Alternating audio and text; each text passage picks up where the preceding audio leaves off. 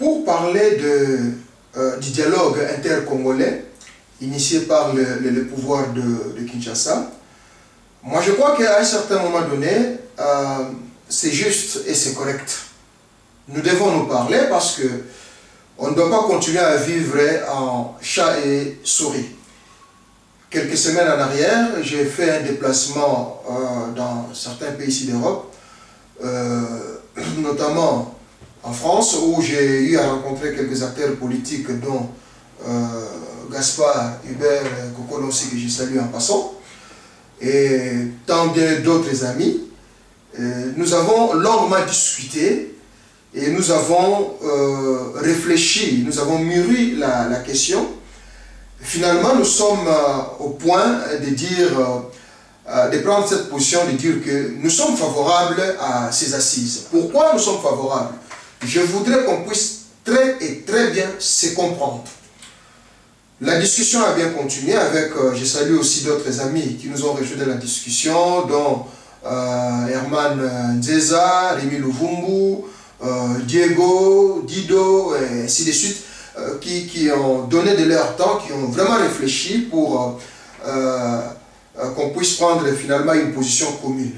Je souhaiterais qu'on puisse être au clair, que personne ne puisse interpréter autrement notre démarche, si pas la version que nous mettons à votre disposition.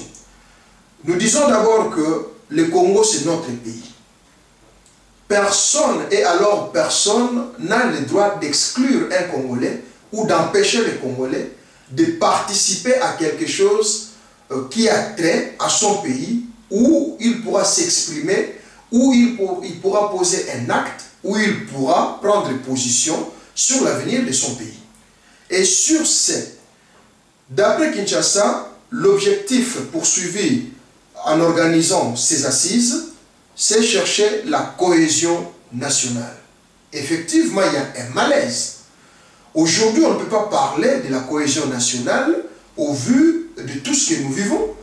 La diaspora qui est considérée comme ennemi juré des peuples qui sont ou du pouvoir ou de la classe politique œuvrant à l'intérieur, pour ne pas catégoriser que ceux qui sont au pouvoir, il y a même l'opposition qui à un certain moment donné prend des positions dures contre la diaspora au vu des revendications et des réclamations des fois fondées, j'accepterai aussi, j'avouerai des fois mal présentées, bien que fondées, de la diaspora face au pays, face au pouvoir. Alors, nous disons ceci, qu'effectivement il y a un problème de cohésion parce qu'il y a cette division qui règne. Déjà, l'intérieur face à la diaspora, où il devait y avoir un climat de synergie, une politique de synergie, voilà, il y a rupture.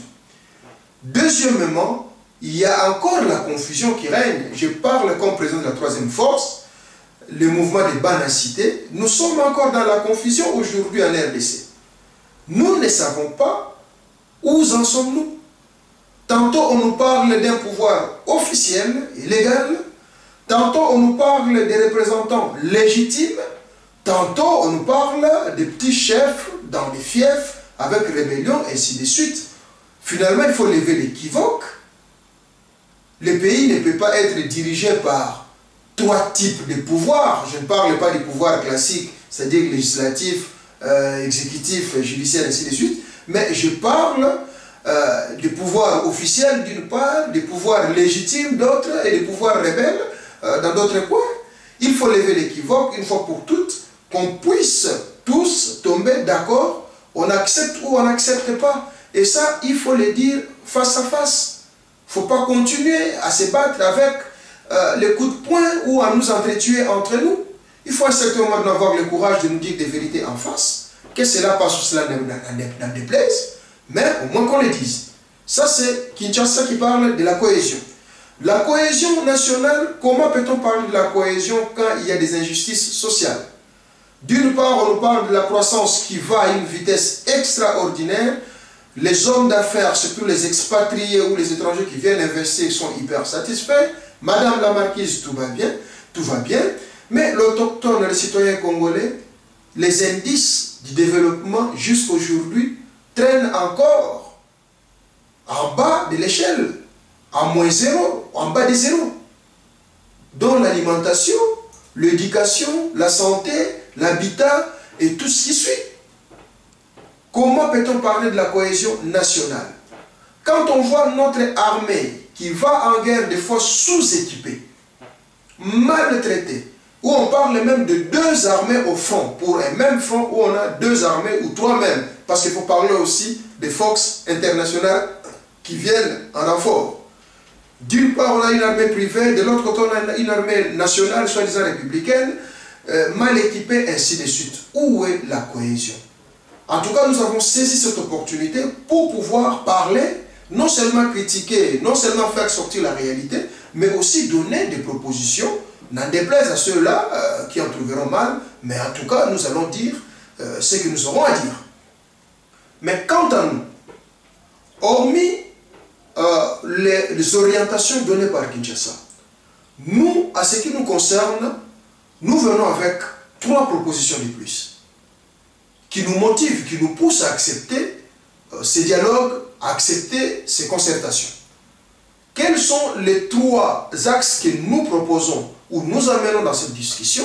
Il s'agit de l'axe politique, où nous devons sauvegarder, voir ensemble cette question de souveraineté et de l'intégrité territoriale en danger. Cela rejoint les premiers points que j'ai abordés, qui est les points liés aux rébellions et à la partie est de la RDC. Et si nous ne faisons pas attention, les jours passent, on risquerait d'être surpris. Alors, avant qu'on puisse faire bloc, nous Congolais face à l'extérieur, nous devons nous dire aussi vrai, être vrai, pas pour nous condamner les uns les autres, mais pour qu'ensemble, nous puissions réunir les forces, les stratégies, les moyens, afin de faire face à cette situation. Deuxième axe, il s'agit de la question liée aussi à la légitimité, au pouvoir tel que je l'ai dit et j'ai dit tout à l'heure. Nous sommes encore dans la confusion, nous autres banacité. D'une part, on parle d'un représentant légitime, de l'autre côté, on a un représentant officiel, plus loin, on a des petits chefs dans des fiefs, ainsi de suite, des rebelles, mais il faut que l'équivoque soit levé. Et troisièmement, c'est la question de la diaspora. Nous disons que c'est inadmissible que 10% de la population qui ont comme péché le fait de sortir et d'être les ambassadeurs et les représentants de leur pays sous d'autres issues. Ces gens-là sont considérés comme des personnes non grata au pays, combattus, exclus, ennemis, marginalisés, avec tout ce que vous voulez. Et nous voulons qu'on puisse harmoniser parce qu'il y a des revendications, il y a des propositions que nous sommes en train de travailler, notamment la reconnaissance de cette diaspora, sa place sur le plan économique d'une manière informelle, oui, mais il faut que cette représentation, cette action devienne aussi formelle. Sur le plan politique, il faut que cette diaspora, rien que de par sa représentation, qui est 10% environ de la population, doit avoir une représentation officielle, parce que non seulement il y a la revendication du pouvoir, mais il y a aussi d'autres revendications ou d'autres propositions du genre à aider les pays à aller de l'avant. Ces gens-là doivent être écoutés. On ne doit pas continuer à se battre ni à nous entretuer entre nous. Et puis la question des divers, on aura d'autres questions à discuter. Donc voilà pour nous les axes, les grands axes qui nous ont poussé finalement à saisir cette opportunité de dire que oui, c'est vrai nous écrivons, c'est vrai nous faisons des émissions, c'est vrai nous discutons, mais cette fois-ci on doit se parler face à face. Qu'on ne dise pas que la diaspora a rejeté l'offre qui a été donnée. Voilà, nous avons manifesté notre disponibilité. Ce n'est pas pour aller acquérir le pouvoir, ce n'est pas pour aller discuter de la distribution du pouvoir, mais c'est pour aller parler des choses qui nous divisent et des choses qui affaiblissent, si vous voulez, la cohésion nationale, des choses qui nous affaiblissent, nous Congolais.